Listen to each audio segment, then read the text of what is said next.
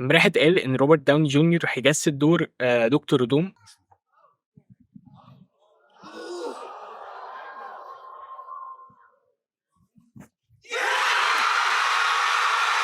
هل انا متحمس للموضوع ده؟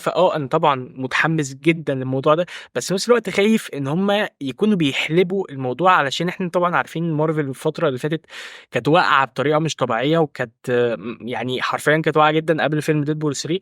بالمناسبه فيلم ديدبول 3 هيعيد كتير قوي من الوقوع بتاع مارفل، وهيبتدي يوقفها تاني على رجلها وهكذا.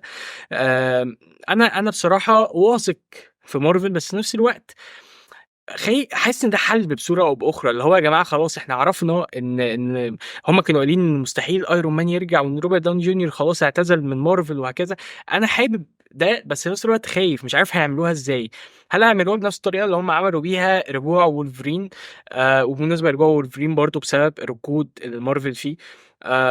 فانا مش عارف هيعملوها ازاي، بس سمعت كلام كده ان هو اصلا في الكوميكس، انا مش شخص بيقرا كوميكس كتير بصفه عامه يعني، ولا اقرا كوميكس عامه، بس سمعت ان دكتور دوم في الكوميكس هو نفس الايرون مان بس في كون موازي.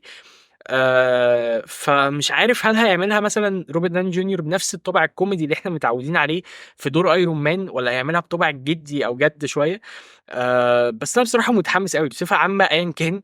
انا متحمس اشوف روبرت دان جونيور في عالم مارفل تاني، علشان بيننا وبين بعض روبرت داون جونيور ممثل كبير وهكذا، بس ما عملش نجاح نفس النجاح بتاع ايرون مان في حياته او في حياته التمثيليه بصفه عامه.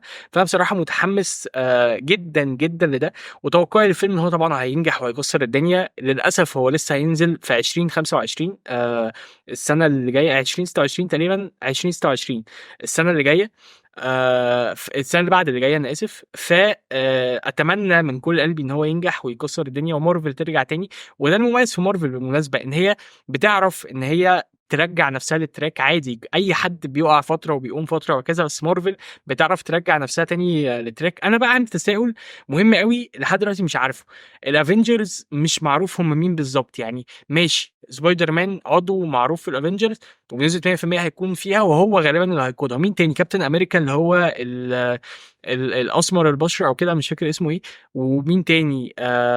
هل ديدبول هيكون فيهم؟ هل لوجان وولفرين هيكون فيهم؟ لا، يا ريت لو حد عنده معلومه عن الموضوع ده يكتب في الكومنتات ويقول لي اعضاء الافنجرز بالظبط ده ريد ديفل هيكون فيهم ولا لا، بانشر هيكون فيهم ولا لا، فانتاستيك فور هيكون دورهم ايه في عالم مارفل السينمائي. بس يا ريت لو الحلقه عجبتكم ما تنسوش تعملوا لايك للفيديو، سبسكرايب للشانل عشان يوصلكم جديد بقدمه. اشوفكم على خير في حلقات كتير جدا جايه، وسلام.